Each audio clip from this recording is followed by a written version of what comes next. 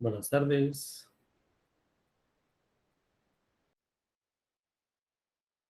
Buenas tardes, licenciado. Buenas tardes, Lick. Se llama Lick. Lick. Si alguien me recuerda dónde nos quedamos, ya empezamos a ver la unidad 1, ¿ah? No.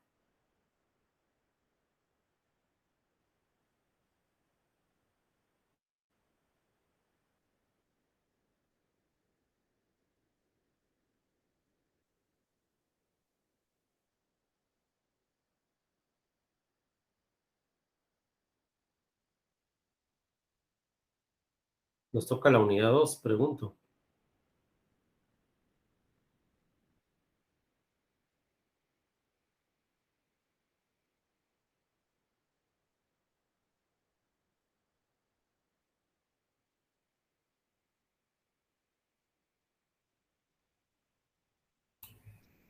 Lick, disculpe, fíjese que yo no me pude conectar el jueves, que tuve inconvenientes.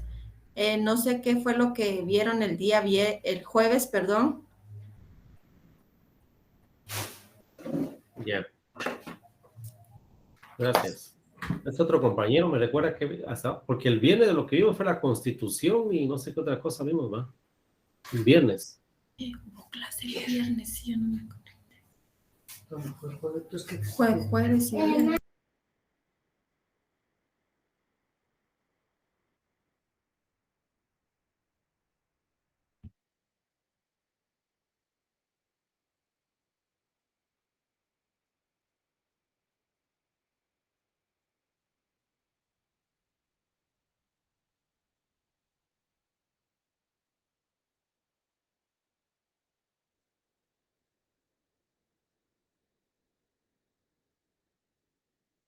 Tal vez José tiene algo anotado ahí, José Girón, o Diego Molina, o Rocío Archila. Yo el último día recuerdo que solo habíamos visto los artículos de la Constitución sobre los impuestos. Ah, eso fue el viernes, pero el jueves de la doctrina.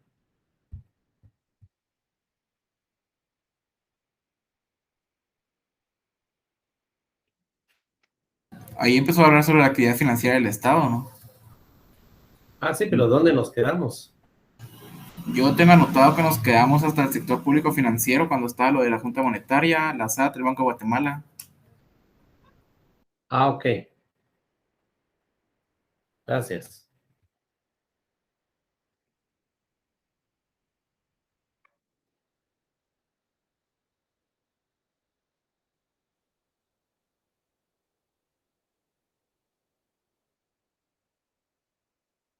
Muchas gracias.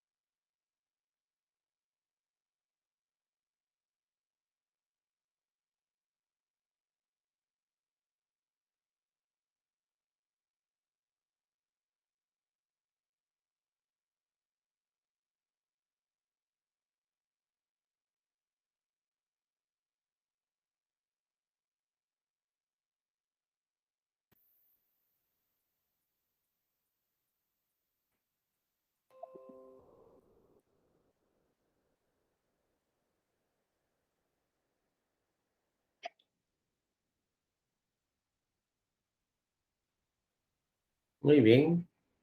Tema número 3, recursos financieros.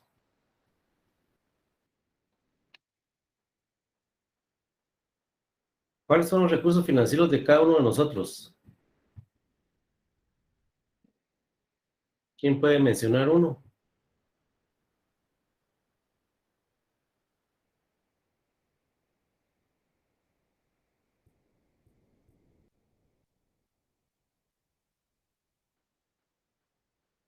¿Cuáles son los recursos financieros del Estado?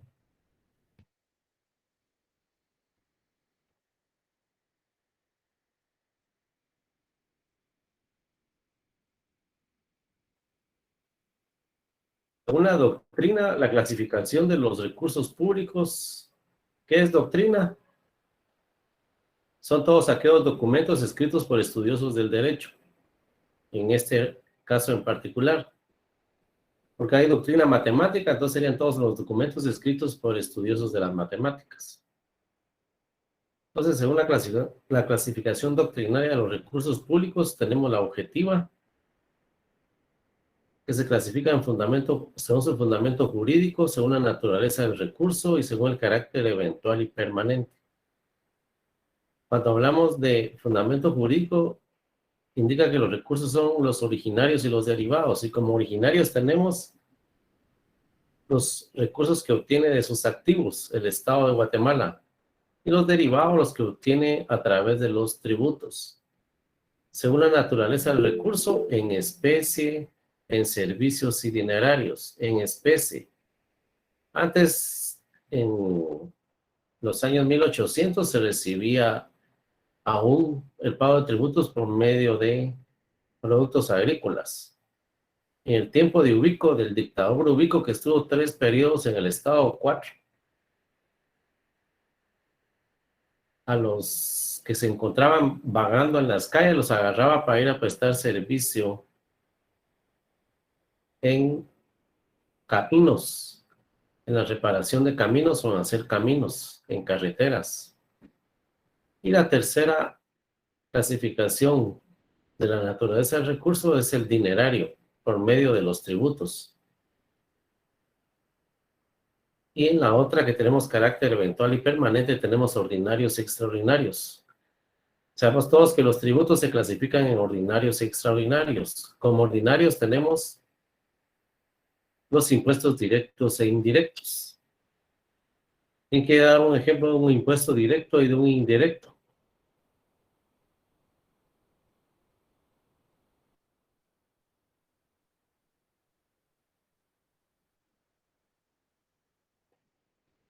Impuesto indirecto, el impuesto al valor agregado.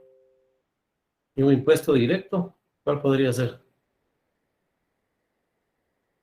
El IVA. El IVA es un impuesto indirecto. Ahora un directo. El impuesto sobre la circulación de vehículos. Ese es indirecto. ISR. El impuesto sobre la renta es directo. Muy bien. El de vehículos, hay unos estudiosos del derecho tributario que dicen que es directo y los otros dicen que es indirecto. Es directo si el vehículo está a nuestro nombre todavía o lo tenemos a nuestro nombre. Pero vemos muchos que tenemos vehículos que van más de un año en nuestra propiedad y no hay modo que lo pasemos a nuestro nombre. Mas, sin embargo, sí podemos ir a comprar la calcomanía del vehículo, ¿eh? Entonces es un impuesto indirecto porque no le interesa a la administración tributaria quién es el que lo está yendo a comprar o lo está pagando desde su banca virtual. Licenciado, eso también aplicaría en los carros de agencia, de que le dan a un trabajador un carro. Ahí sí sale con nombre. Ah, Entonces sale a nombre de la empresa, entonces aquí se convertiría en un impuesto directo que sabemos quién lo pagó, ¿eh? bien. Impuestos extraordinarios. Ahora para la pandemia el gobierno no creó un impuesto extraordinario para cubrir los gastos de la pandemia. Pero, por ejemplo, un impuesto extraordinario que todos conocemos y que fue creado para la firma de los acuerdos de paz en 1996 en el gobierno de Arzú. Se creó este impuesto llamado ISET, Impuesto de Solidaridad Extemporáneo y Temporal, que estaba por un plazo de 1 año y medio mientras terminaba el periodo de enero, 2 años y medio. Y después lo reformaron para otros 2 años y medio, después otra vez para otros 2 años y medio, después ya quedó como impuesto ordinario con el nombre de Impuesto de Solidaridad. Ahora les pregunto yo, ¿cuál es el segundo nombre que recibió el Impuesto de Solidaridad y el tercer nombre que recibió? Lick, disculpe, en lugar de IESET no era ahí el IETAP. Ese es el segundo nombre. Ah, y después IETAP. el ISO. Ajá. El primero es ISET, el ISET, segundo es ajá. IETAP, y el tercero, ISO. ese es el cuarto, Ah, y EMA, IEMA, muy bien. IEMA es el tercero. Pero ya con el cuarto nombre ya quedó como impuesto ordinario, ya no quedó como impuesto extraordinario.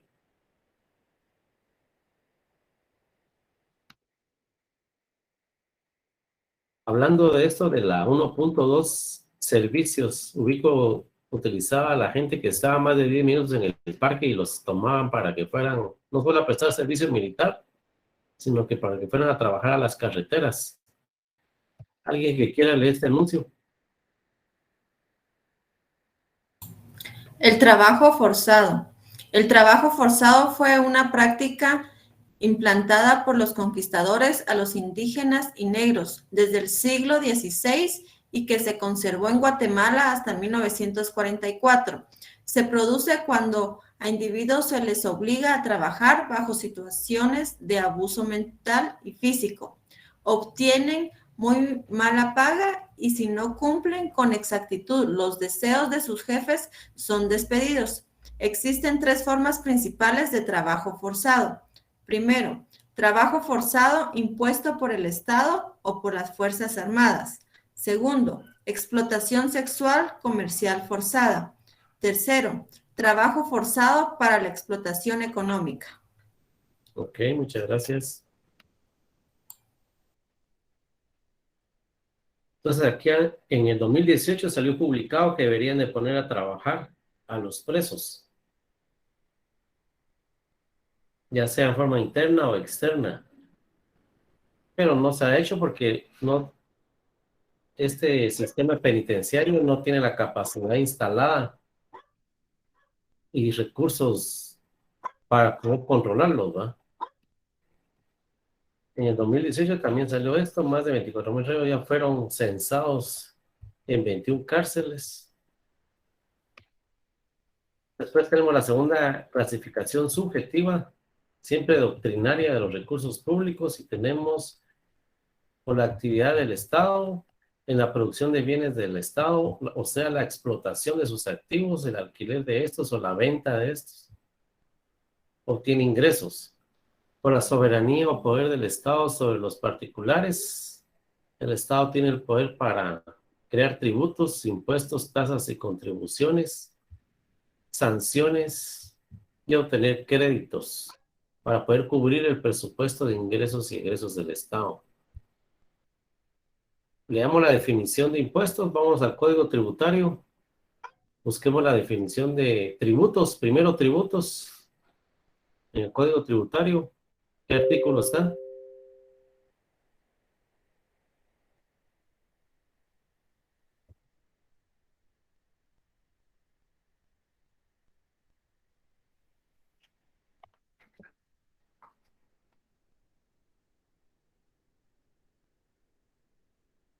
Saquen su Código Tributario, El concepto está en el artículo 9.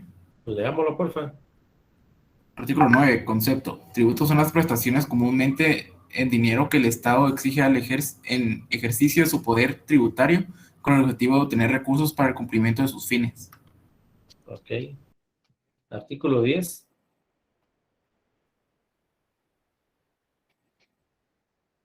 Otro voluntario. Clases de tributos. Son tributos los impuestos, arbitrios, contribuciones especiales y contribuciones para mejoras. Ok. El 11.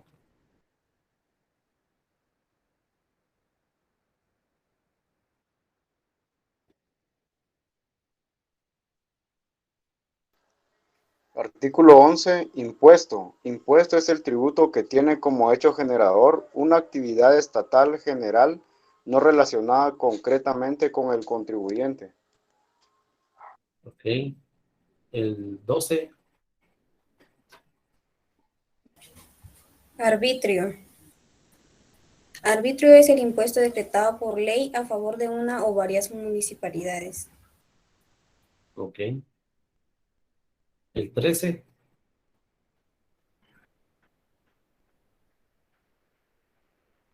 Si gustan, solo el primer párrafo.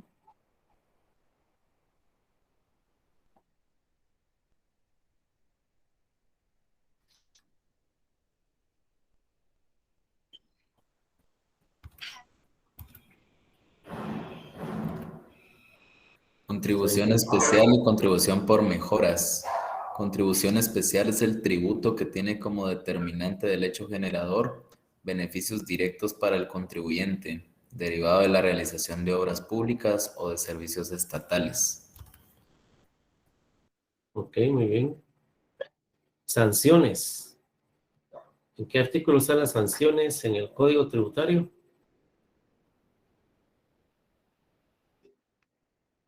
Vamos al artículo 94. Están las sanciones formales.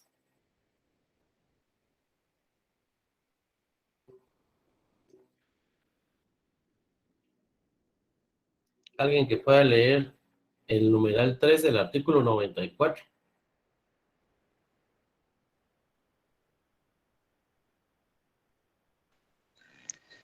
Adquirir bienes o servicios. Perdón. Adquirir bienes o servicios sin exigir la documentación legal correspondiente. Sanción. Multa del 100% del impuesto omitido en cada operación. Si el adquiriente denuncia ante la administración tributaria quien, estando obligado o no, emitió y le entregó el documento legal correspondiente, quedará exonerado de la sanción. Ok. Quiere decir que nosotros también estamos obligados a exigir la factura. La administración tributaria tiene un departamento que se llama operativos conjuntos. Se llama conjuntos porque sale personal de la SAT, técnicos en auditoría, sale acompañado del Ministerio de Gobernación, sale acompañados de la Policía Nacional, sale acompañados de Migración, de aduanas. Entonces, hace rondeos y manzanean en diferentes zonas donde hay comercios, entran a centros comerciales, y si nos miran a nosotros con una bolsa que compramos, nos tienen la autoridad porque están acompañados de Gobernación. También va alguien de la Procuraduría de Derechos Humanos y nos detienen y nos dicen, usted acaba de comprar eso que carga la bolsa, sí, lo compré allá, bueno, quiero ver su factura. No me dieron factura, bueno, entonces usted tiene que pagar el IVA, le vamos a suscribir un acta. No, pero es que yo pedí, no me dieron, entonces vamos al local a ver si es cierto. Y en el local preguntan y suscriben el acta, y dependiendo que se determine en ese momento, si somos nosotros los consumidores, entonces nos toca pagar el IVA. Claro que en ese momento no, lo que sí van a hacer es que nos van a tomar nuestros datos, el DPI, etcétera, y después nos notifican para que paguemos el IVA, la multa, y si se tardan 15 días, los intereses de los 15 días. ¿Ok? Y se basan en este numeral 3 del artículo 94. Y también el artículo 135 de la Constitución, que establece que estamos obligados a pagar impuestos. Ahora aquí tengo la clasificación según el presupuesto de ingresos del Estado. Esta es una clasificación general. Se tienen ingresos corrientes e ingresos de capital. En los ingresos corrientes tenemos los tributarios, que ahora los impuestos directos e indirectos, las tasas, las contribuciones especiales. Para tributarios tenemos, o sea, son otros impuestos, pero no se le llaman directamente impuestos, son como contribuciones, pero están paralelos a los impuestos, como el IX. El IX se puede considerar también como un impuesto. El Montepío es una cuota que le quitan a los trabajadores del Estado para su jubilación. C, los no tributarios, el alquiler de sus activos. D, transferencias corrientes internas y externas entre ministerios o entidades descentralizadas y autónomas. E, ingresos específicos como donaciones que recibe el Estado. Y los ingresos de capital tenemos del sector interno como el alquiler de sus activos, y eso tiene una renta, y la venta de sus activos. A ver qué activos vendió este presidente que participó en la firma de los acuerdos de paz. Mencionemos unos 3 activos que le haya vendido. La empresa eléctrica. Guatel. Guatel. Es Guatel, ahora se llama Telgua, ¿va? Guatel. Exacto. Falta otro. La empresa eléctrica, Guatel. Zoológico también creo que pertenecía. Ok. Hay otro famoso. Entonces, en ese periodo, es cierto, necesitaba dinero el Estado para cubrir las necesidades o llegar al presupuesto. Pero era la gallinita, era una de las gallinas de oro que generaba ingresos para el Estado, ¿eh? Al día de hoy no estamos recibiendo ese dinero. Se consumió en los 90s, pero todo este siglo no hemos recibido dinero a esas empresas que se vendieron, lógicamente, ¿no? Entonces, no sé si alguien tiene alguna pregunta, un comentario sobre esto antes de pasar a la unidad 2. ¿Todo está claro?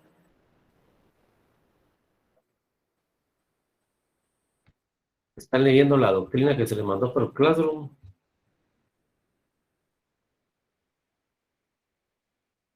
tenía dos nociones de derecho tributario.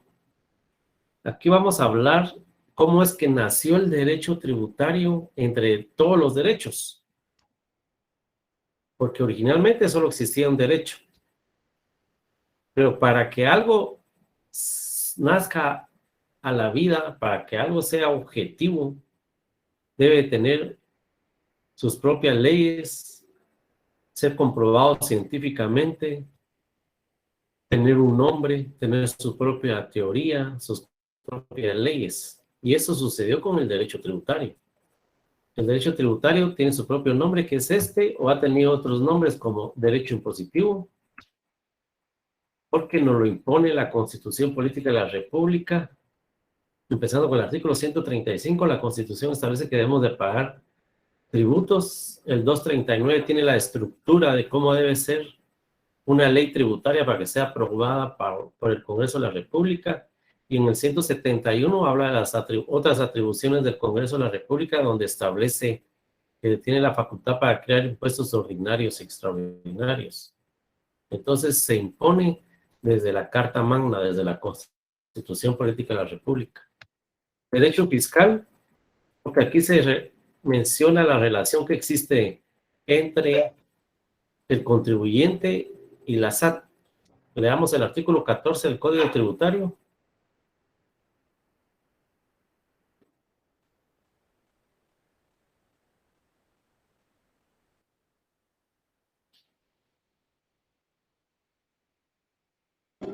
¿El artículo qué? Perdón, el licenciado, disculpe. El que está en la pantalla. 14.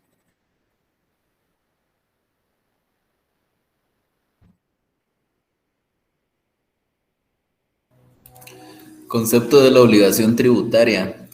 La obligación tributaria constituye un vínculo jurídico de carácter personal entre la administración tributaria y otros entes públicos, acreedores del tributo y los sujetos pasivos de ella. Ok. Sujeto pasivo. ¿Quién es el sujeto pasivo?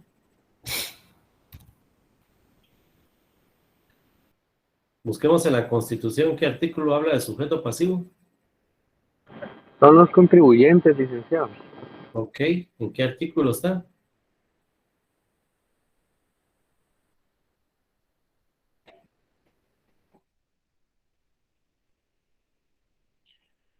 ¿En qué artículo habla de sujeto pasivo? El sujeto pasivo de la obligación tributaria. Correcto. En el artículo 18. Leámoslo, porfa. Artículo 18. Sujeto pasivo de la obligación tributaria. Sujeto pasivo es el obligado al cumplimiento de las prestaciones tributarias, sea en calidad de contribuyente o de responsable. Ok. Ahora leamos el anterior, sujeto activo. Por favor. Artículo 17. Sujeto activo. Sujeto activo de la obligación tributaria es el Estado o el ente público acreedor del tributo. Ok. Entonces, sujeto activo son las instituciones del Estado que nos cobran los impuestos. Y sujeto pasivo somos nosotros los contribuyentes, como bien mencionó un compañero ahí. Entonces, seguimos con la terminología o los nombres que ha recibido el derecho tributario. Y por último, esos son los más importantes, los más fuertes, los más comunes. Ha recibido otros nombres. Pero entre estos tenemos los más significativos: derecho impositivo, derecho fiscal, derecho tributario. Y acá leímos el artículo 17 y 18. Les queda tarea el leer el 28, el 31, el 108, el 109, el 62 y el 97.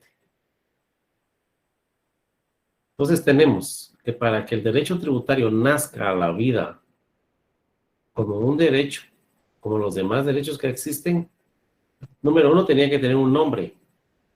Y vemos aquí por lo menos 3 nombres. Entonces tenemos que el derecho tributario, podemos dar ya una definición que es el derecho tributario. ¿Quién quiere dar una definición que es el derecho tributario? Con lo que hemos visto al día de hoy, incluyendo la semana pasada.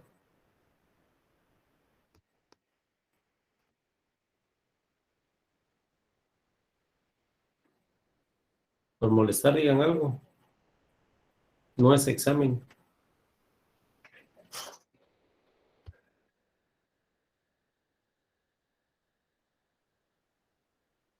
Son normas, licenciado. Muy bien, derecho tributario son normas. ¿Qué más? Normas que regulan la tributación, las formas de tributar en el país. Muy bien, son normas que regulan la forma de tributar en el país. Muy bien, ¿alguien más?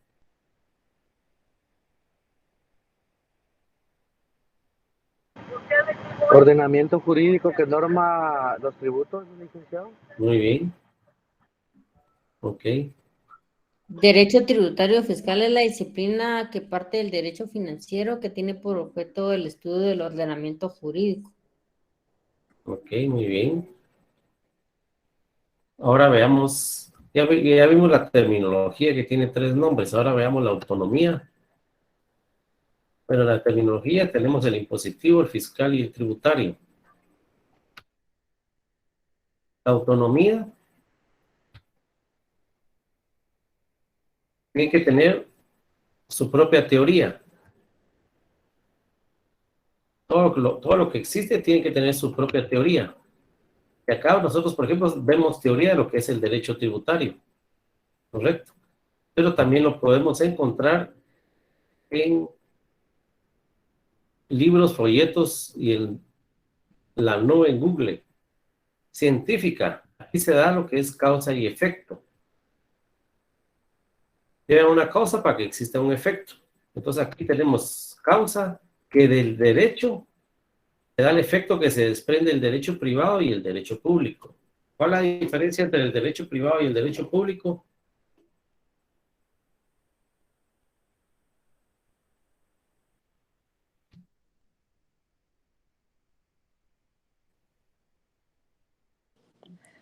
El público, todo lo relacionado al Estado, LIC, y el privado, pues a empresas, ¿verdad?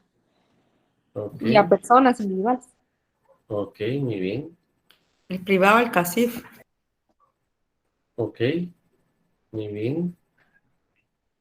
Y si hablamos de derechos, ¿qué derechos metemos en el público y qué derechos metemos en el privado?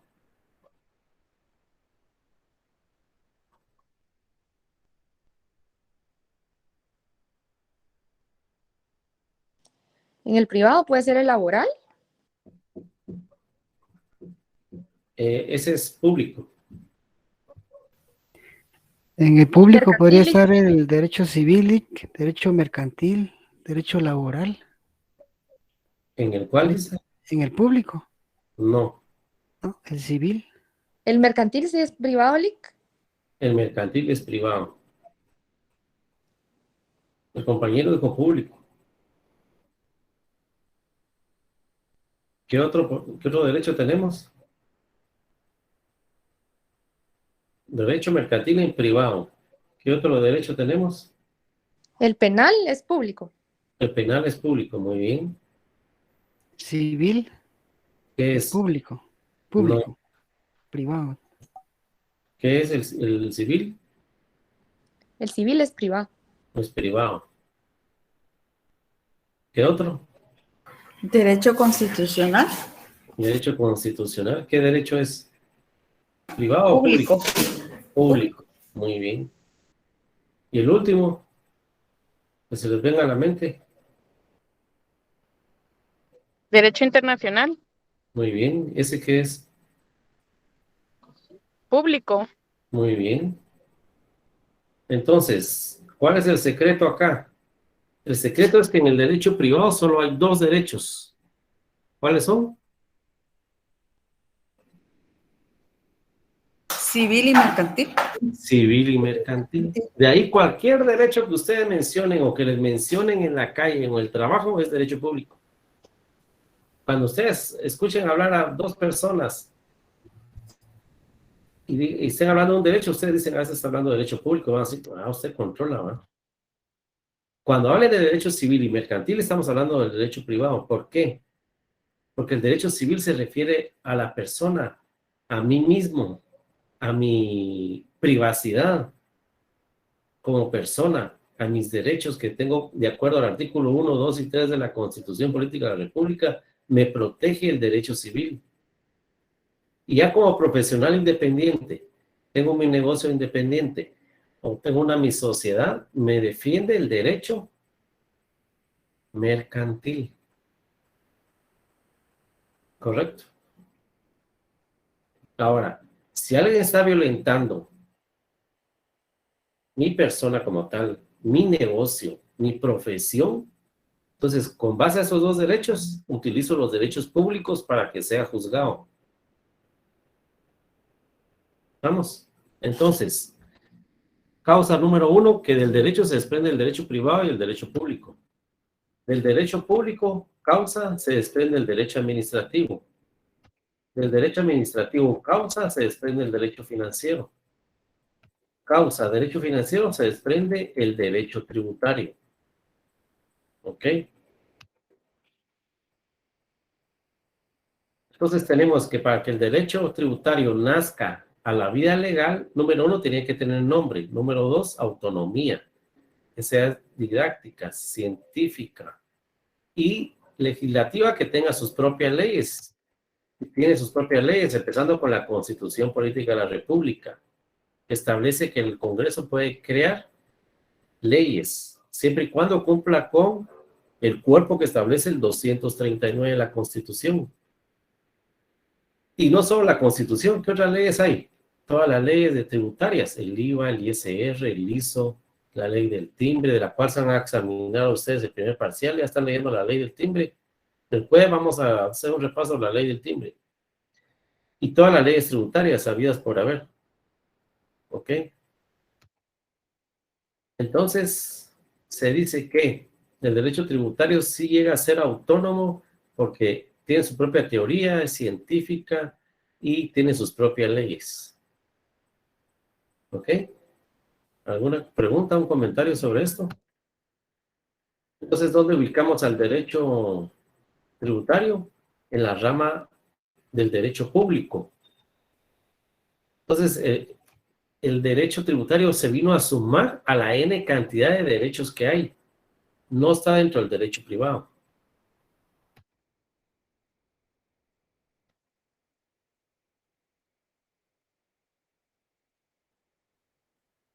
Y acá no prevalece lo individual, sino que todos pagamos igual, todos estamos obligados a pagar tributos y todos vamos a recibir una recompensa por medio de los 14 ministerios.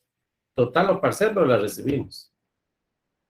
¿Es de fuerza obligatoria? Sí, ya lo vimos en el artículo 135, en el 14 y el 21 del Código Tributario. ¿Quién quiere leer el título del artículo 21 del Código Tributario? Y si se anima, el primer párrafo.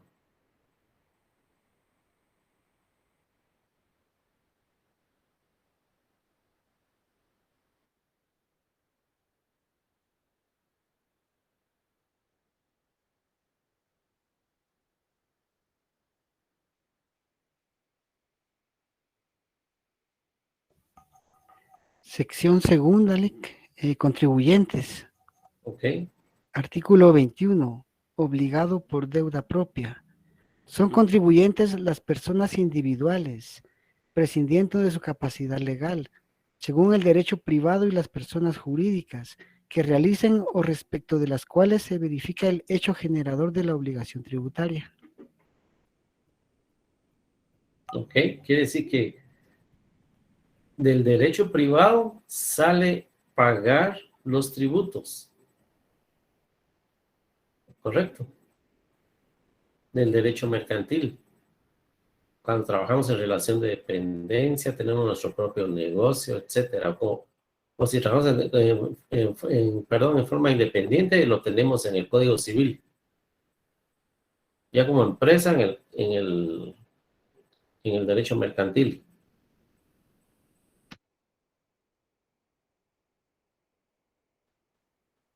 Leamos el artículo 1 del Código Tributario.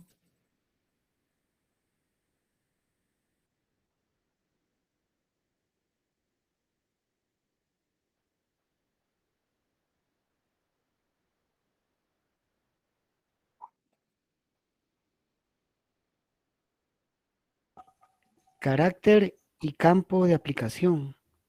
Las normas de este código son de derecho público y regirán las relaciones jurídicas que se originen de los tributos establecidos por el Estado, con excepción de las relaciones tributarias aduaneras y municipales a las que se les aplicará en forma supletoria.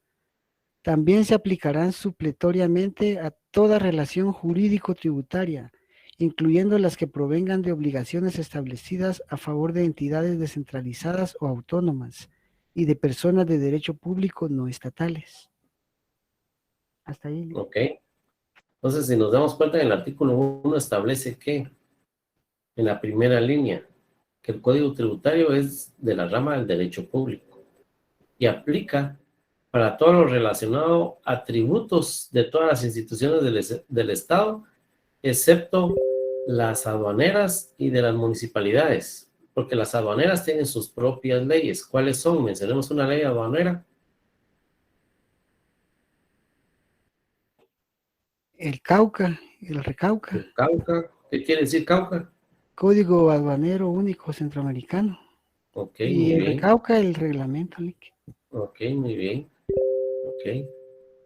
Y las municipalidades que tienen sus propios arbitrios y sus propias tasas, ¿va? Ahora, indica ese artículo 1. Si en aduanas y en las municipalidades se presentara un hecho económico que no está regulado en esas dos leyes, supletoriamente esas dos instituciones pueden utilizar el Código Tributario para resolver el problema. ¿Ok? Entonces, ¿dónde ubicamos al derecho tributario? Dentro del derecho público, que es de interés social. Licenciado, disculpe. ¿Sí? Cuando habla usted sobre supletoriamente, ¿qué significa? Disculpe. Que, por ejemplo, a nivel de municipalidad o a nivel de aduanas, se presente una actividad económica que no esté regulado en las leyes de ellos para resolverlo, como por ejemplo, alguna multa. Por ejemplo, que aquí en el Código Tributario están todas las multas habidas y por haber.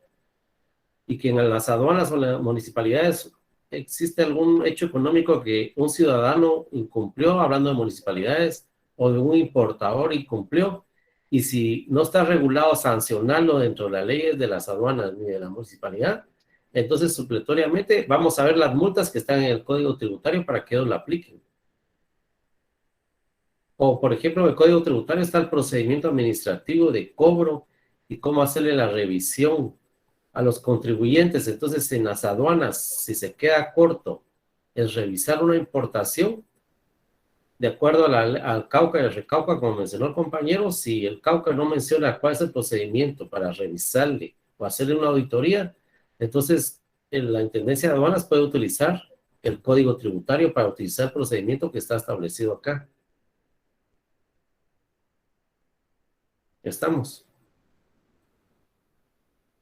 ¿Quedó claro? Sí, licenciado. Gracias. Bueno.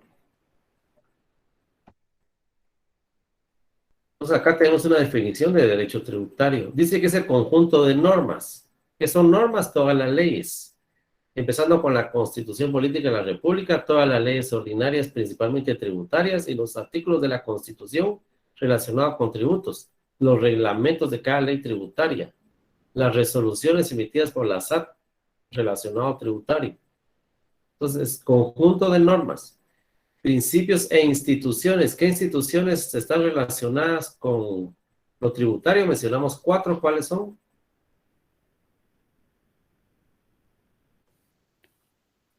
La SATLIC. La SAT sería una. Registro mercantil. No.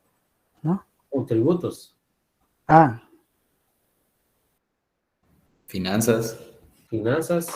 Banco de Guatemala. Banco de Guatemala. Y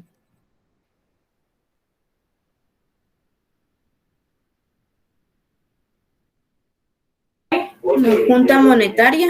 la Junta Monetaria, muy bien. Entonces tenemos conjunto de normas, principios e instituciones que regulan la actividad del Estado.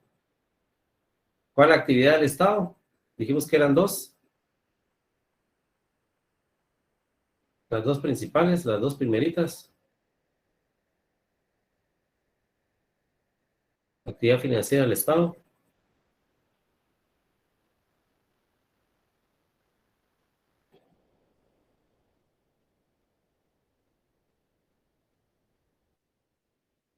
Una es administrar. Esa es la segunda. ¿Y la primera? Recaudar. Ok. ¿Y qué va a administrar? Lo recaudado a cada ministerio, ¿eh? Entonces, conjunto de normas, principios e instituciones que regulan la actividad del Estado, tendiente a la obtención de los recursos dinerarios, primera actividad, de la economía privada, del Código Civil y del derecho mercantil, para el cumplimiento de sus fines. ¿Cuáles son los fines del Estado? Artículo 1, 2, 3, 4 de la Constitución Política de la República. El bien común. ¿Ok? ¿Hay alguna pregunta sobre la definición de derecho tributario? Entonces, cuando yo les pedí a ustedes la definición de derecho tributario, solo me decían conjunto de normas. Normas que regulan la tributación, está bien.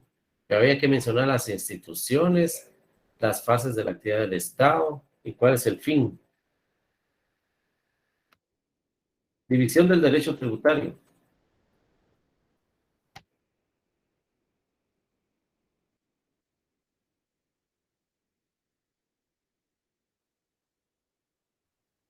Tiene esas tres divisiones: la material o la sustancial, la formal y la procesal o instrumental.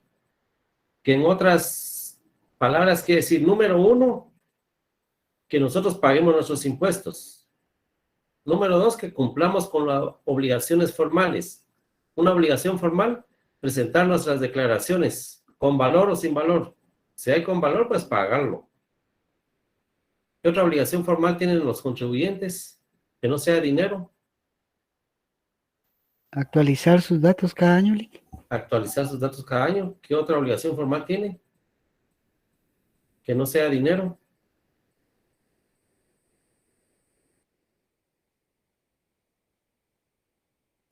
Exigir su factura. Emitir su factura, muy bien. ¿Qué otra? Nos faltan 2 para llegar a 5. Son 15, ¿va? Pero mencionemos otras 2.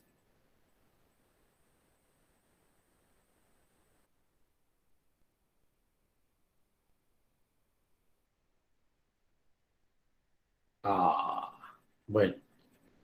Y la tercera división del derecho tributario es el procedimiento, los instrumentos que utiliza la administración tributaria para cobrarnos los impuestos. Si nosotros no pagamos en forma voluntaria los impuestos o no presentamos nuestras declaraciones sin valor y no cumplimos con las obligaciones formales, la administración tributaria tiene un procedimiento para cobrarnos, un procedimiento coercitivo. Y el artículo 146 dice hacer auditoría. El 161 dice que si no pagamos los impuestos determinados en la auditoría, nos lleva a tribunales, que se llama procedimiento administrativo, se llama contencioso administrativo. Y el artículo 171 es cuando el contribuyente indica que no procede el pago porque ya presentó sus pruebas de descargo ante el auditor, y entonces el contribuyente se puede llevar a la SAT a los tribunales, y se llama económico coactivo. Perdón, el económico coactivo es cuando la SAT nos lleva a los tribunales, y cuando nosotros nos llevamos a la SAT a los tribunales porque nos están haciendo bullying tributario, se llama contencioso administrativo. Ok, pero no se preocupen por el número 3, que esto entra para el examen final. Y el 1 y el 2 entra para el segundo examen parcial. Luego les pueden preguntar en el examen, ¿cuál es la división de derecho tributario? Ponen material, formal y procesal. Y ya se ganaron sus 2 puntos. Entonces, en la división del derecho tributario tenemos el material, que es el pago, el formal, que es si no cumplimos con las obligaciones formales, tenemos multas. Creamos una sanción y una multa. Entonces, tal vez aquí se les despierta a ustedes otros 2 ejemplos de una obligación formal. De lo contrario, tenemos una multa.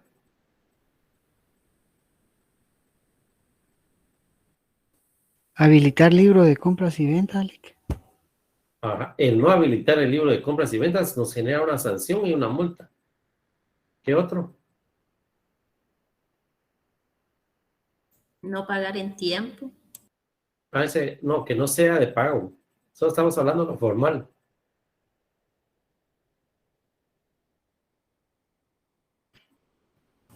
No inscribirse, Lick. No inscribirse, una obligación formal, muy bien. Y la procesal que les decía que es el contencioso administrativo y el económico coactivo. ¿Ok?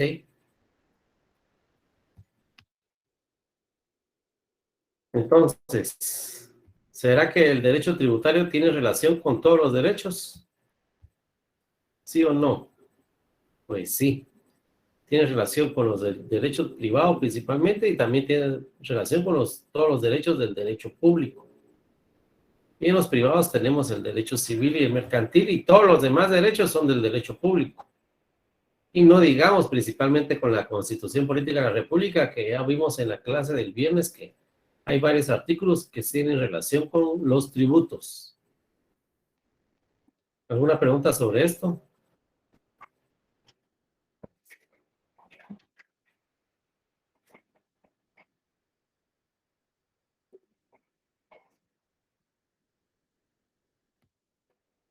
Fuentes del derecho tributario. Concepto de fuentes. De fuentes, va, de fuente. No los fuentes de allá de Occidente. Fuentes son los procedimientos por los cuales se elaboran las reglas del derecho. Fuente donde nace algo, ¿eh? Pero si hablamos de reglas que se deben de quedar indicadas en la ley, como hablamos en las clases anteriores, si en la ley no establece el hecho económico, la actividad económica, el hecho generador que yo estoy realizando en el mercado, no pago los impuestos de esta actividad.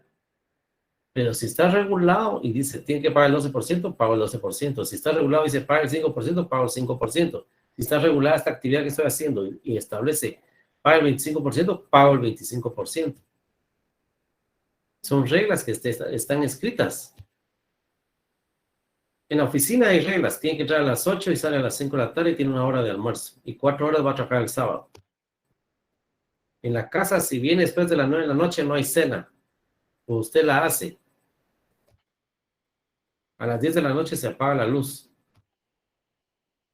Y así hay reglas. Por eso somos un Estado de derecho, porque todo está regulado por los derechos, privado y público. Entonces, la principal fuente para cumplir con los impuestos son las leyes tributarias y sus reglamentos. Clasificación de las fuentes del derecho tributario. Ahora, digamos que todos nosotros somos diputados, trabajamos en el Congreso. Para crear una ley, podemos utilizar datos históricos. Por ejemplo, ahorita en este año y el año pasado hemos vivido lo de la pandemia. Entonces, históricamente, entonces el Estado, ¿cómo hacemos para poder conseguir más medicina que ya no nos va a dar gratis? Necesitamos comprar, pero no tenemos dinero, el presupuesto ya está repartido, ya está aprobado, que no, a menos que sea una transferencia, pero ¿de dónde podemos obtener más fondos para cubrir esta necesidad de la pandemia? Entonces, como diputados nos podemos ir a la historia y decir, ¿qué harían con la pandemia que se dio hace 2 siglos?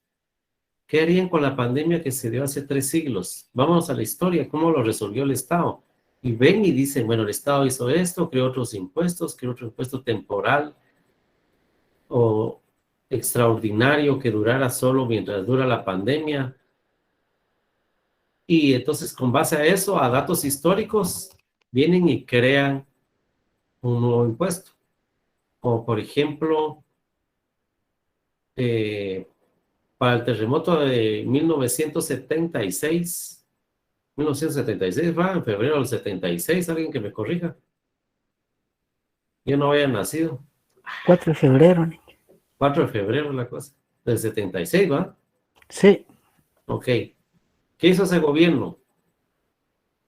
Creó un impuesto extraordinario para las bebidas alcohólicas. Entonces, de acá se agenció de fondos para reconstruir y financiar a la población del terremoto. Entonces, ahora que hubo terremoto en el 2012, en Occidente, principalmente en San Marcos, pudo haber dicho el gobierno de turno, bueno, vamos a crear un impuesto como hicieron en el año 76 sobre las bebidas alcohólicas para poder obtener fondos y entregarlo a la Municipalidad de Guatemala o al ministerio que corresponda para que reconstruya otra vez todas las casas. ¿Correcto?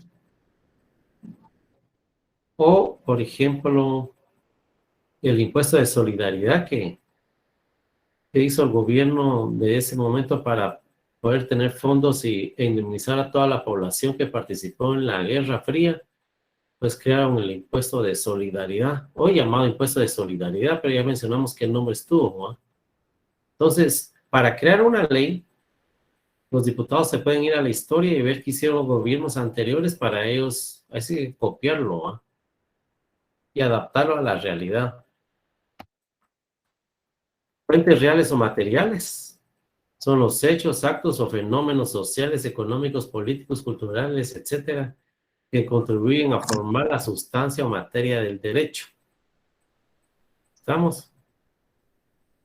Entonces, por ejemplo, ahorita vino el presidente de la República y fue a decir al extranjero que iba a crear una ley para controlar esto sobre hechos actuales, ¿va? Problemas que se están dando y para resolverlo hay que crear una ley. El presidente dijo, yo voy a crear la ley o la voy a modificar, que es incrementar a 10 años de cárcel a quienes. ¿Escucharon ustedes? ¿A quién?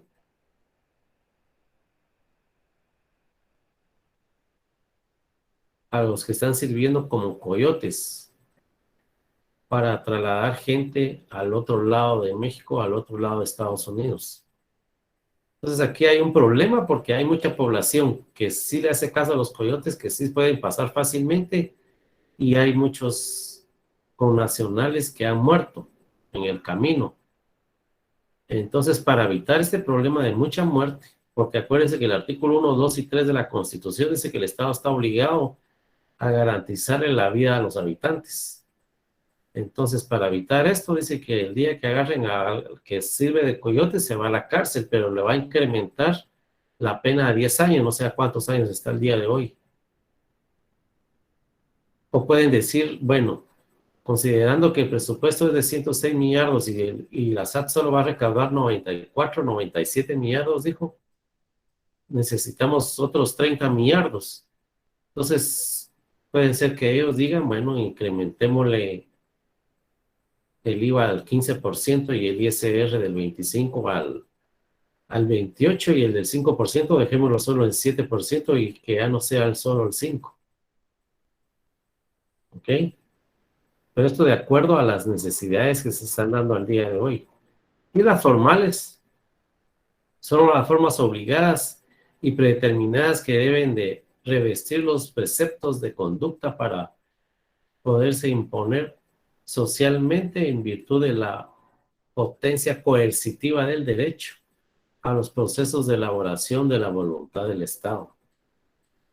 Entonces, como voluntad del Estado, como fuentes formales, está el medio coercitivo, que es por medio de crear nuevas leyes, por medio de la Constitución Política de la República, que faculta al Congreso de la República a crear otras leyes. Última reforma tributaria, ¿recuerdan ustedes? Por ejemplo, antes no existía la retención del IVA, solo había retenciones sobre ISR, de ahí crearon por necesidad hacer retención del IVA, y se hace retención del IVA, ¿correcto? ¿Qué porcentaje hay de retenciones del IVA? ¿Quién me ayuda?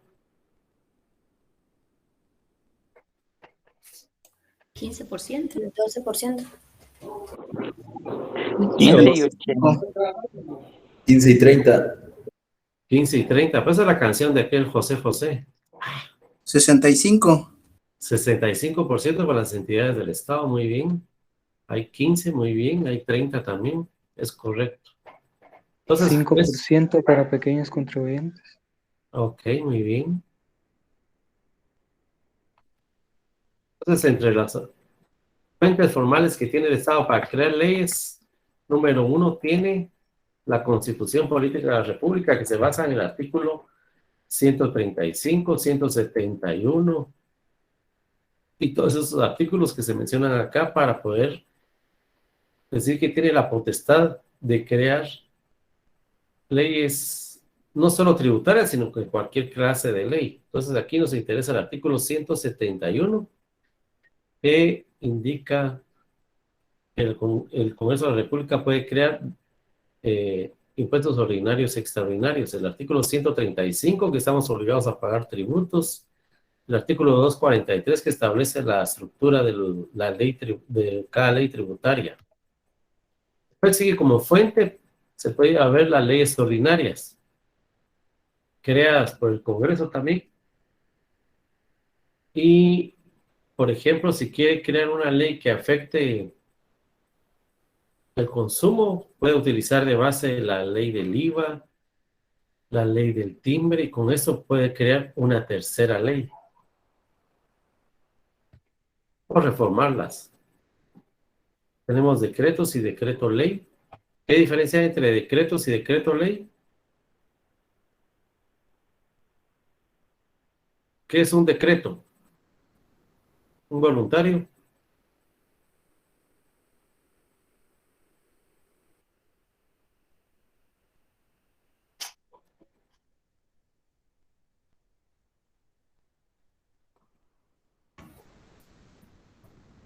Una imposición por un periodo de tiempo. Ok. Bueno, lo voy a preguntar de otra forma. ¿Quién crea los decretos? El Congreso. Ok. ¿Y los decretos ley?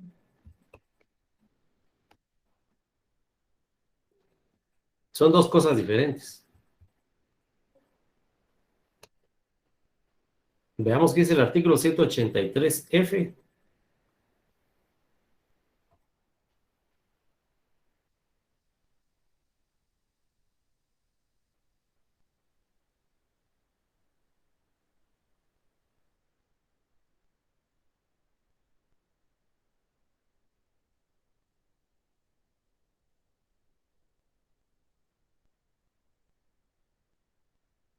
Mientras lo encuentran, sigamos. También tiene como fuente los tratados y convenios internacionales.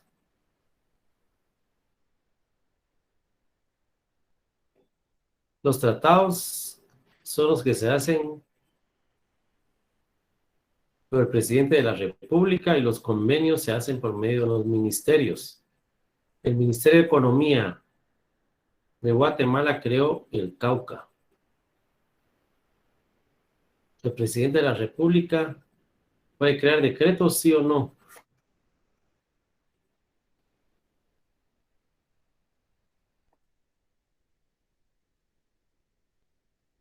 No, No. Sí los puede crear, pero siempre y cuando sean ratificados o confirmados por el Congreso de la República. ¿Ok?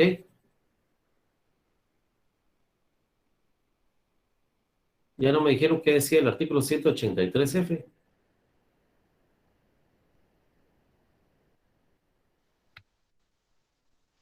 Y de último Dictar tenemos... las disposiciones que sean necesarias en los casos de emergencia grave o de calamidad pública, debiendo dar cuenta al Congreso en sus sesiones inmediatas.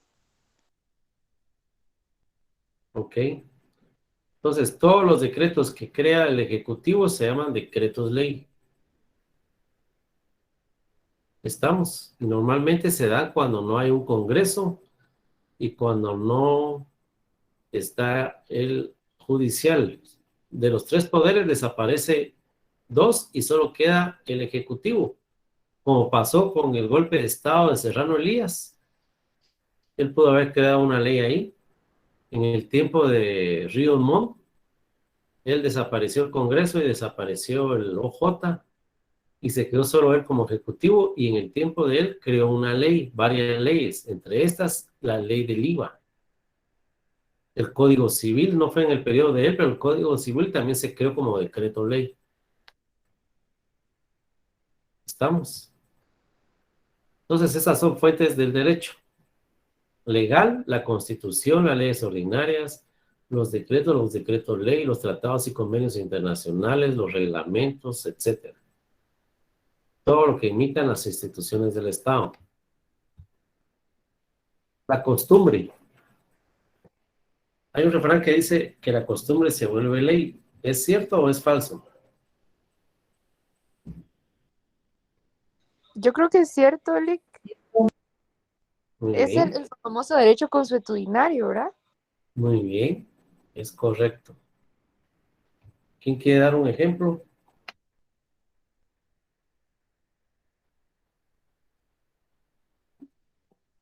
Licenciado, no sé si como las personas que toman posesión de las tierras, podría tomarse como ejemplo.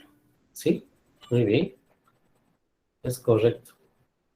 Toma posesión de las tierras y los sacan y los meten, los sacan y los meten. Y ya la tercera dicen, bueno, entonces se queda con la propiedad y lo hacen legal, ¿va? Les dan sus títulos de propiedad. ¿Qué otra?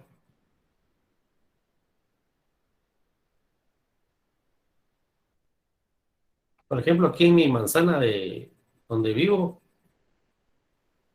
hay una calle que nos saca la calle principal, pero no es calle de salida, sino que es de entrada, pero todos por la urgencia lo usamos de salida, o lo usábamos de salida. A las 6:30 de la mañana todos salen por ahí, 7:15. Pero la vía solo está para entrar. Entonces, la municipalidad o esos de Metra se cansaron de estar poniendo multas y poniendo señalización que solo era entrada y no salida. Se cansaron que ahora es de doble vía. Entonces vieron la costumbre, ahí sí que la costumbre de todos de estar saliendo ahí temprano porque era la vía más corta para salir de esta manzana, ¿va? Entonces ahora esa calle es de doble vía. Lo legalizaron, ¿va?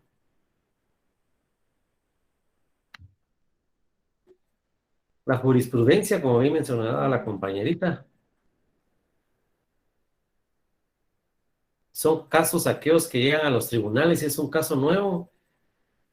Los jueces tienen que, para resolver un caso, un problema, un conflicto entre dos partes, se tiene que basar en la Constitución y en todas las leyes ordinarias y debe respetar el debido proceso de acuerdo al Código Procesal, etc. Pero si este caso no está regulado en las leyes, porque tiene que, todos los hechos económicos que se dan en la sociedad, no importa de qué rama sea, deben estar regulados en las leyes y debe decir cuál es la solución. Si no está, entonces el juez lo considera como primera jurisprudencia y lo deja contemplado, lo deja por escrito. Después llega el segundo caso y si es similar, ya van dos. Si llega el tercer caso y ya serían tres. Al tener el tercero, entonces arma el expediente y lo manda al Congreso para que se cree la ley de estos casos o se incorpore a la ley que corresponda a este caso. ¿Ok? ¿Y la doctrina? ¿Qué dijimos que es la doctrina? Es el conjunto de estudios, opiniones de los estudiosos del derecho, de la rama que corresponda. Un ejemplo de alguien que hable de tributos, que nosotros leamos muy seguido. ¿Quién se les viene por la mente?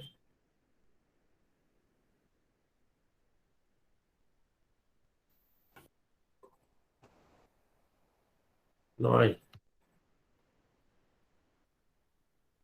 Tengo un pequeño cuestionario que les puede ayudar para estudiar. ¿Cómo influyen las fuentes reales en la formación del derecho tributario? ¿Qué es una fuente doctrinal? Y haga un cuestionario sobre el mismo. Localice en la ley del timbre una fuente histórica, una real y una formal. Esto les puede ir para el examen, la número 3. Entonces, el jueves me recuerdan ver la ley del timbre.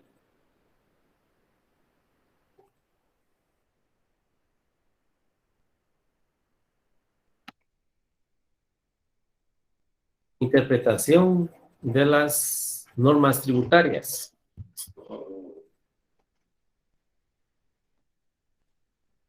No sé si les ha pasado a ustedes, pero antes cuando se hacían grupos de lectura en la iglesia,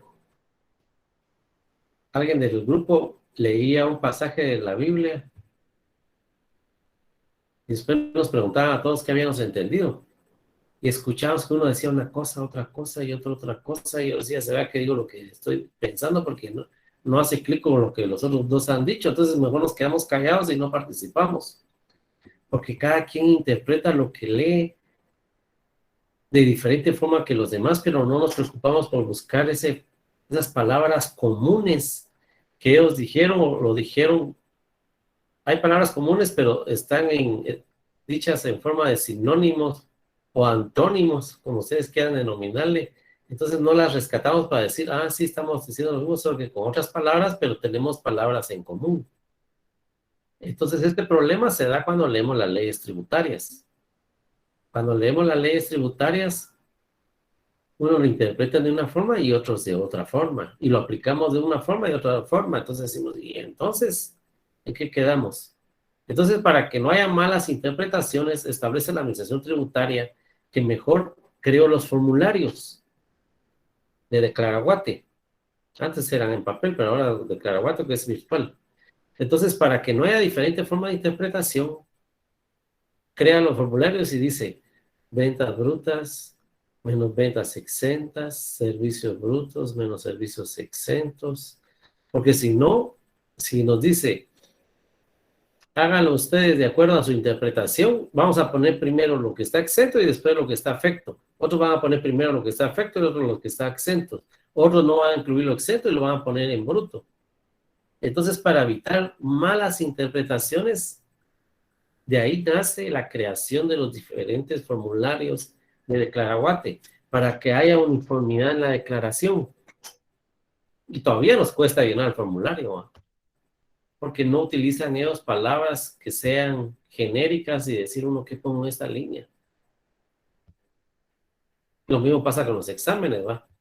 El catedrático hace los exámenes de acuerdo a la terminología que él conoce y no usa palabras comunes, y cuando uno lee el examen, dice uno, ¿qué tal va a preguntarnos aquí? ¿Va? No entiende uno, ¿va?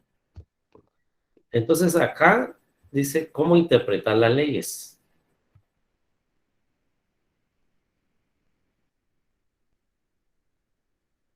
Es establecer el verdadero sentido y alcance de una ley sobre los hechos socioeconómicos. Artículo 5 de la Constitución Política de la República, o es del Código Tributario. Vamos a ver qué establece el artículo 5 de la Constitución.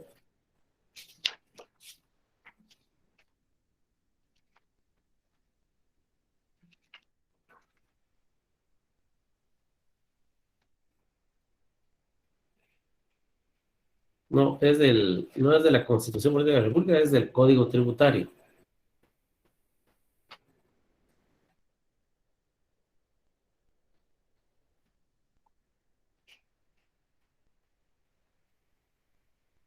Establece, o alguien que quiera leer el artículo 5 del Código Tributario.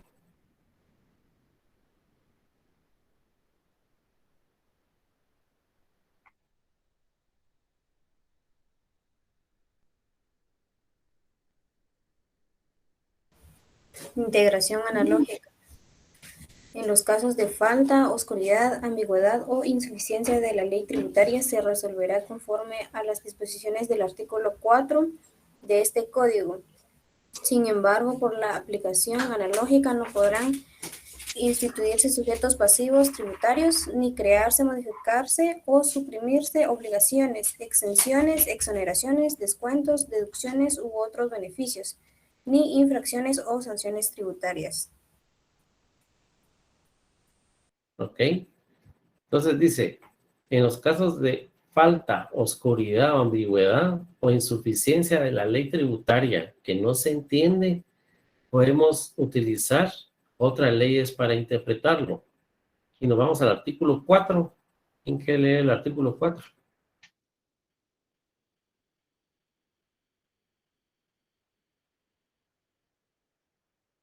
Principios aplicables a interpretación. La aplicación, interpretación e integración de las normas tributarias se hará conforme a los principios establecidos en la Constitución Política de la República de Guatemala los contenidos en este código en la ley tributaria específicas y las leyes del organismo judicial. Ok, entonces se dan cuenta que se mencionan 5 leyes para poder interpretar una ley. Si nosotros miramos que una ley no nos da a entender bien lo que... Si estamos leyendo el código tributario y no entendemos de qué impuesto está hablando, nos vamos a un impuesto en particular en donde tengamos el problema o el hecho económico, que puede ser el ISR, el ISO, el timbre, el IVA. Entonces, al ver el hecho económico, el problema, nos vamos a la ley en particular, después a la Constitución, a la ley del organismo judicial, se llama rompecabezas y con esto nosotros venimos e interpretamos cuál puede ser la solución al problema. Trabajo que le corresponde principalmente a los jueces para resolver todos los problemas que se dan entre los particulares. Entonces tenemos métodos de interpretación. Hay métodos de interpretación doctrinales, documentos que han escrito estudiosos del derecho con relación a la interpretación de las leyes, legales, que ya lo leímos en el artículo 4, que tenemos que ver todas las leyes integradas, relacionadas al hecho económico, según la ley del organismo judicial y según el sujeto, activo o pasivo. Ya sabemos quiénes son los sujetos activos y pasivos. ¿Ok? Entonces tenemos aquí análisis de las interpretaciones desde el punto de vista doctrinal y desde el punto de vista legal. Entonces tenemos literal A y B, doctrinal y legal, y acá tenemos en la primera columna las doctrinales y en la tercera tenemos las interpretaciones legales.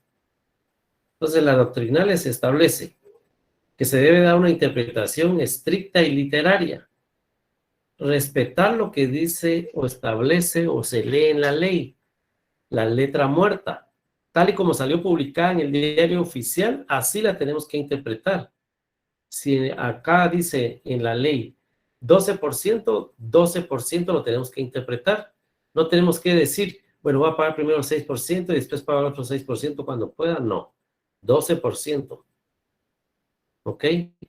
Si la letra muerta indica cada mes se debe respetar. No hay que interpretarlo de otra forma, que yo lo quiero hacer cada 15 días, que cada 8 días. No, se debe respetar la letra tal y como salió publicada. Restrictiva.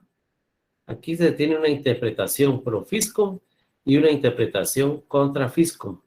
Una interpretación pro fiscum es a favor del fisco.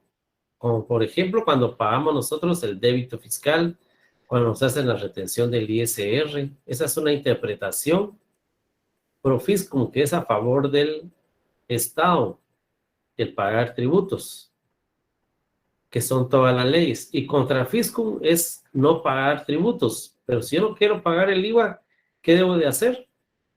Declarar crédito fiscal. Si yo no quiero pagar impuestos sobre la renta anual, ¿qué tengo que tener?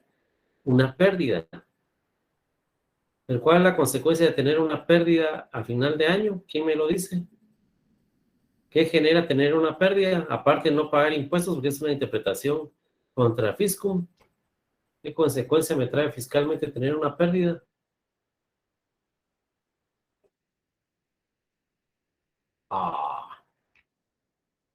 Bueno. Interpretación extensiva. Una interpretación extensiva es que nos involucra a todos. Por ejemplo, el artículo 1 de la Constitución Política de la República establece: el Estado está obligado a velar por el bien común de todos. Esa es una interpretación extensiva. ¿Ok? Vamos al artículo 1 del ISR. ¿Quién quiere leer el artículo 1 del ISR?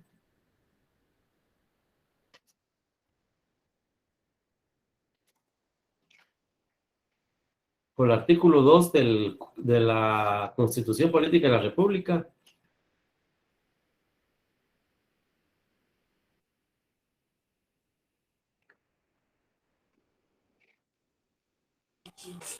Artículo número 2. Deberes del Estado. Es deber del Estado garantizarle a los habitantes de la República la vida, la libertad, la justicia, la seguridad, la paz y el desarrollo integral de las personas. Ok, dice a los habitantes, a todos.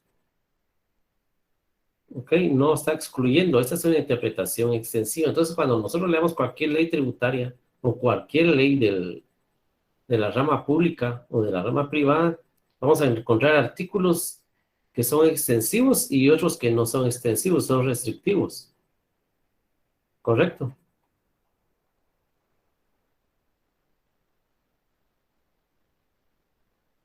Artículo 3 del ISR, ¿quién lo quiere leer? Ese es corto.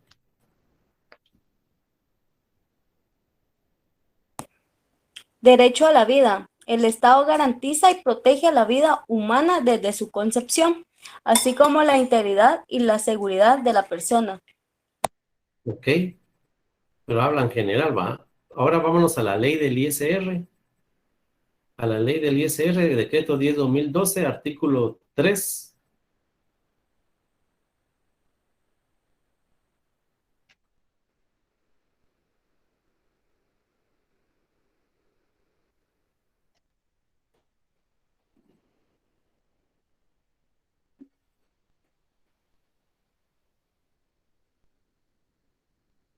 Mientras lo encuentran, vamos a la interpretación económica.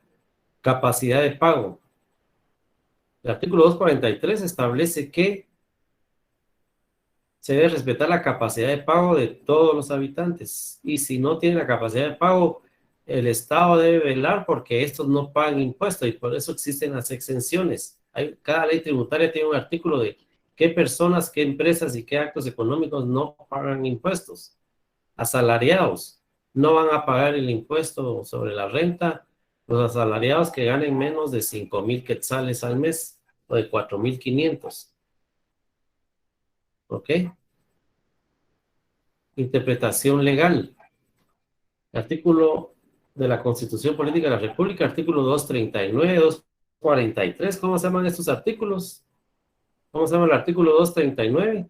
Es donde habla cuál es la estructura del impuesto de cada ley tributaria, perdón, de cada ley, principalmente las tributarias, y que le corresponde con exclusividad al Congreso de la República. Entonces, aquí hay una interpretación no extensiva. Esta es una interpretación donde indica que le corresponde con exclusividad al Congreso de la República crear decretos, principalmente impuestos, y establece de la A a la F cuáles son los requisitos para que esa ley nazca. Y el artículo 243 que habla de la capacidad de pago. El artículo 1 del Código Tributario que establece su interpretación restrictiva, la relación que existe entre el sujeto activo y pasivo. ¿De qué habla el artículo 66 del Código Tributario voluntario?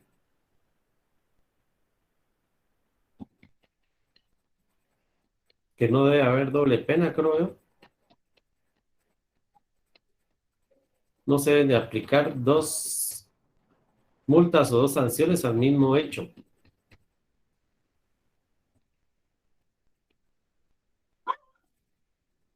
¿Qué artículo, Oli? ¿Cuál? ¿El 66?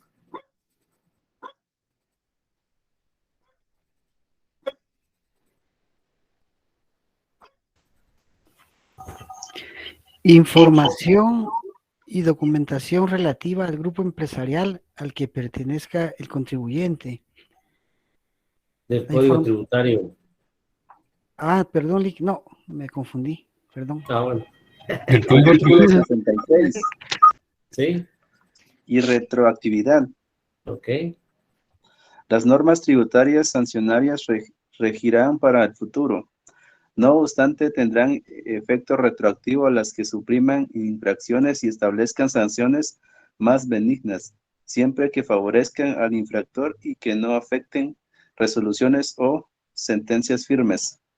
Este artículo está reformado por el artículo 15 del decreto del Congreso número 58-96, el artículo 15 del 8 del 96. Ok, gracias. Entonces el artículo 66, importante, establece que toda ley que sea creada por el Congreso de la República y entre en vigencia hoy, no aplica para el pasado. Por ejemplo, si establecen que la ley del IVA va a ser ahora el porcentaje del 15%, entonces las negociaciones que ya se hicieron, inclusive el crédito, se van a respetar al 12% al día de hoy. Pero a partir de mañana, cualquier negociación que se haga, si entra en vigencia mañana la ley, ya corre al 15%. No es retroactivo a las leyes. ¿Ok? Únicamente cuando favorece al contribuyente, igual como aquel artículo que establece la ley penal, que únicamente cuando favorezca al reo. Si hoy el juez revisa nuevamente un caso de un reo que ya lleva 5 años en la cárcel y él se da cuenta que sí tiene que estar libre, entonces, como es la vida de esta persona, entonces lo deja libre. ¿Ok?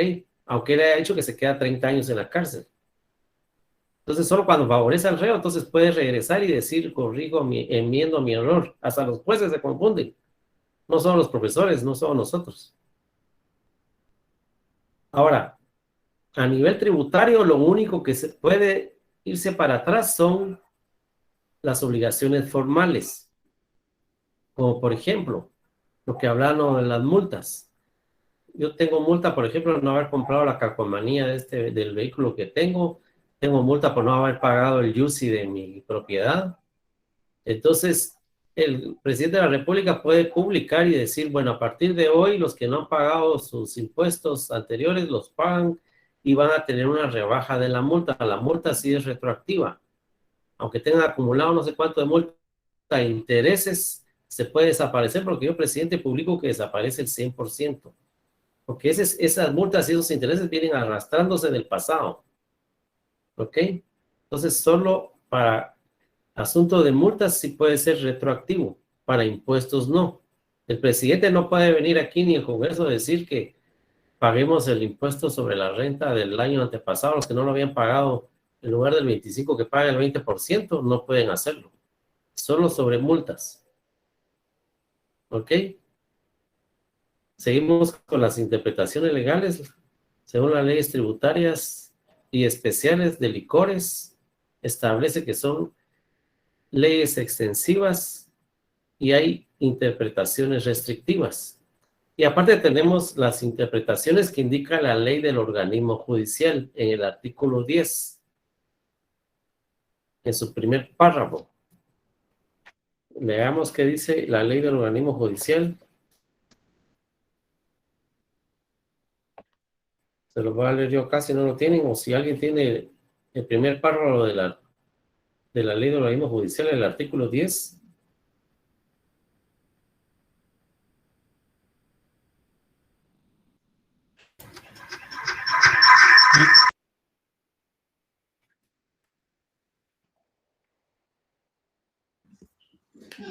Artículo 10 del organismo judicial. Interpretación de la ley, reformado por el decreto ley 75-90. Las normas se interpretan conforme a su texto, según el sentido propio de sus palabras, a su contexto y de acuerdo con las disposiciones constitucionales. Según el conjunto de una ley, el contenido de cada una de sus partes, pero los pasajes de la misma se podrán aclarar atendiendo al orden siguiente. A la finalidad de...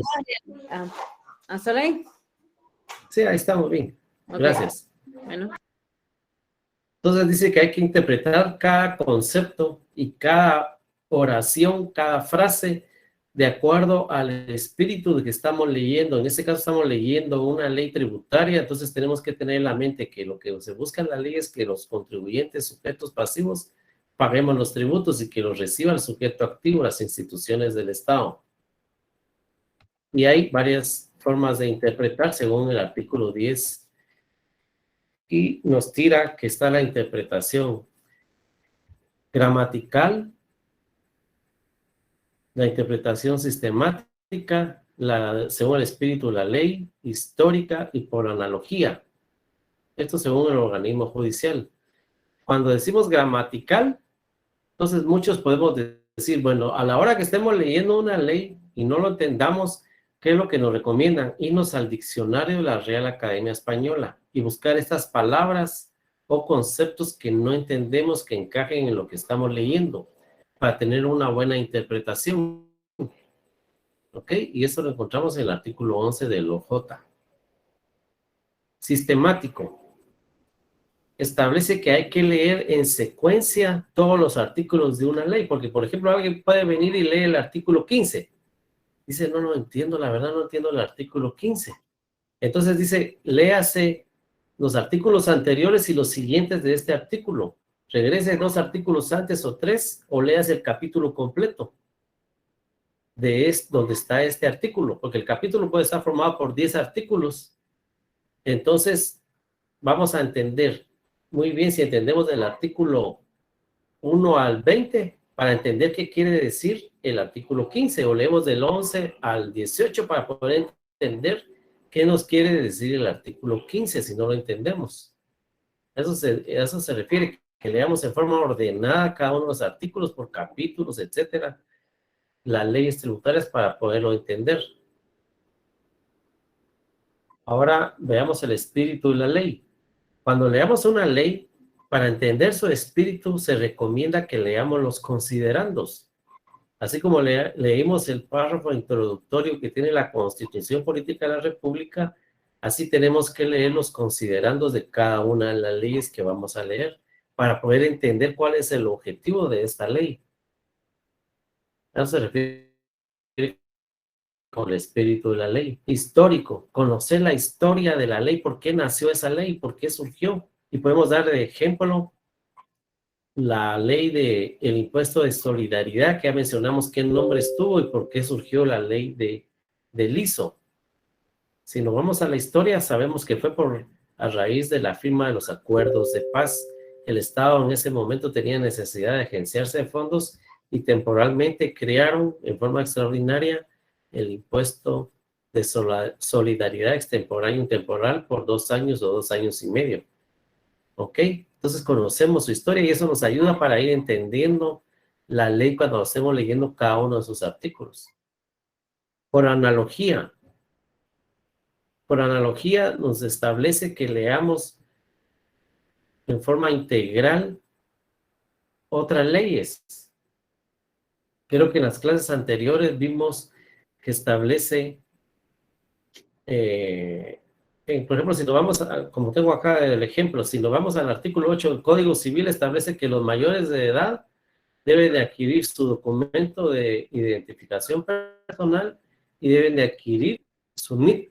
Y si nos vamos a la ley del ISR, también establece que toda persona mayor de edad debe adquirir su NIT, su número de identificación tributaria.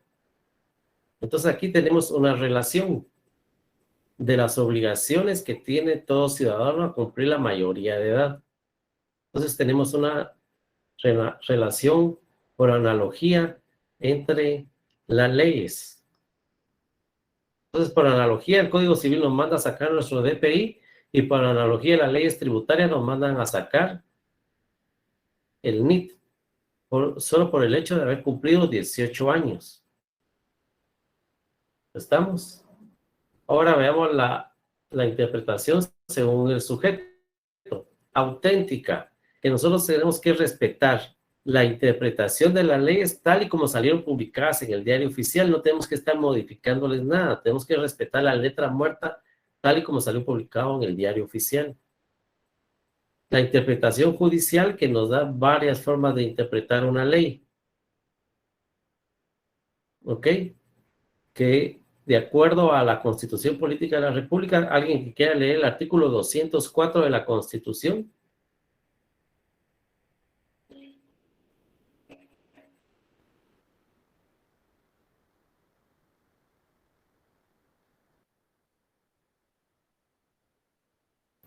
Él dijo el 204. Sí, 204 de la Constitución. Artículo 204. Condiciones esenciales de la administración de justicia. Los tribunales de justicia en toda resolución o sentencia observarán obligadamente el principio de que la Constitución de la República prevalece sobre cualquier ley o tratado. Ok. Entonces se dan cuenta que los jueces, para interpretar las leyes, en primer lugar, tienen que respetar lo que establece la Constitución Política de la República, y la Constitución de la República establece que después está la jerarquía, que lo vimos en el artículo 243, creo, o en el 239, que está la Constitución, las leyes ordinarias, las reglamentarias, las resoluciones, etcétera. Así nos vamos. y se debe ir interpretando. Los jueces primero deben de leer la Constitución, después la ley ordinaria que les compete, del caso que estén resolviendo, el reglamento, las resoluciones que interpuso esa institución del Estado que afecta a las dos personas estas, de acuerdo al el hecho económico que él esté resolviendo. La interpretación doctrinal, que son los documentos de interpretación que dan estudiosos del derecho, revistas, publicaciones en la prensa. Aquí encontramos varias interpretaciones de estudiosos del derecho que escriben sus artículos de cómo ellos interpretan una ley o una parte de una ley. Y la interpretación administrativa es la interpretación que dan las diferentes instituciones que tienen bajo su cargo la regulación de sus leyes. Por ejemplo, el clásico que damos en este curso es las leyes tributarias que son administradas por la administración tributaria. Ellos están obligados a dar su punto de vista, cómo interpretan su ley. La ley es tributaria. Leamos el artículo 102 del Código Tributario.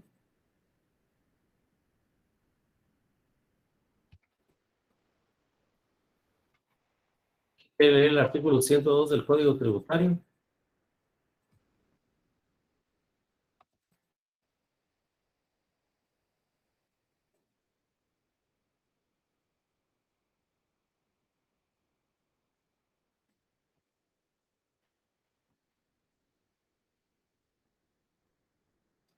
¿102 del Código Tributario, jóvenes?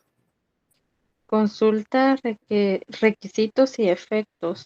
La administración tributaria atenderá las consultas que se le formulen por quien tenga un interés personal y directo sobre una situación tributaria concreta con relación a la aplicación de este código y de las leyes tributarias. El consultante deberá exponer con claridad y precisión todos los elementos constitutivos del caso para que se pueda responder la consulta y consignar su opinión si lo desea. La presentación de la consulta no exime al consultante del cumplimiento oportuno de las respectivas obligaciones tributarias.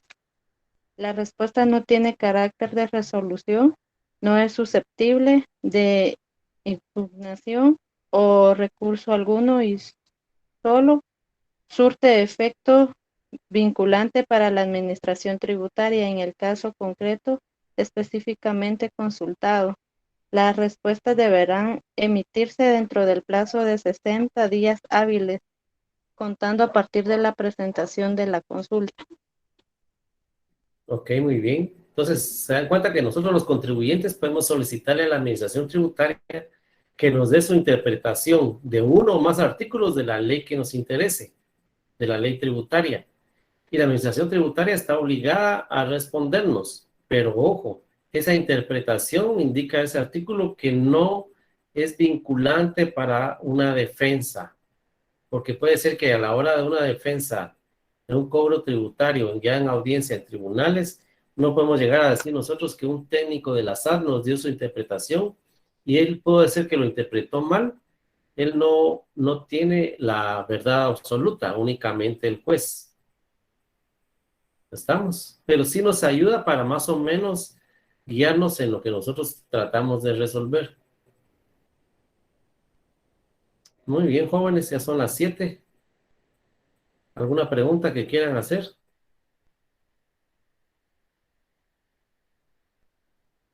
No, licenciado. No, Todo claro, Eli, gracias. Bueno, vale, pues. Ahí estudian, pues. Pasen feliz noche. Nos miramos el jueves, primero Dios. Feliz noche, Lic. Gracias, licenciado. Feliz noche. Feliz noche, licenciado. Se cuida. Gracias, licenciado. Feliz noche. Feliz noche. Feliz noche.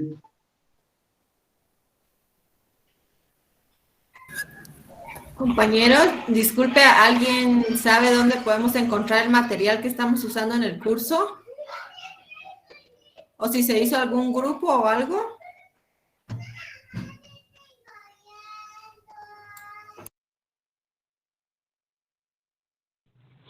Buenas noches, Arely, mucho gusto. No sé si ya tiene acceso a la clase, a Classroom. ¿No?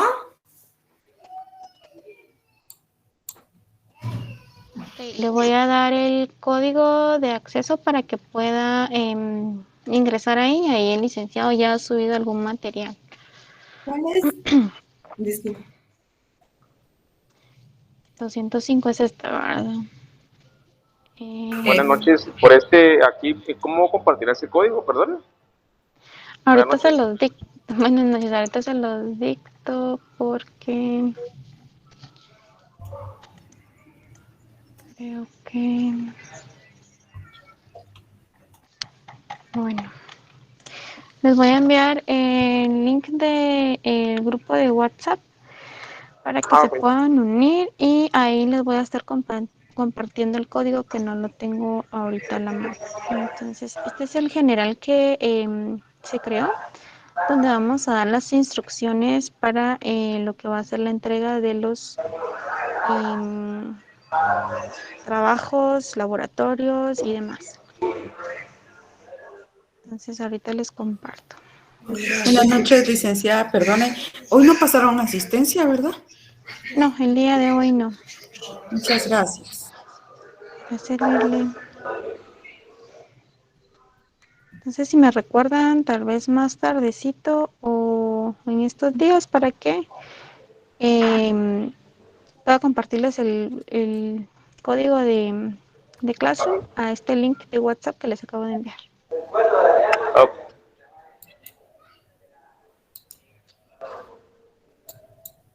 Feliz noche.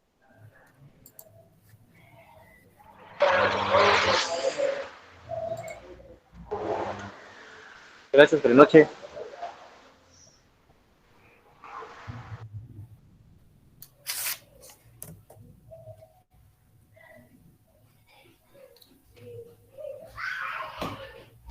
Sofi.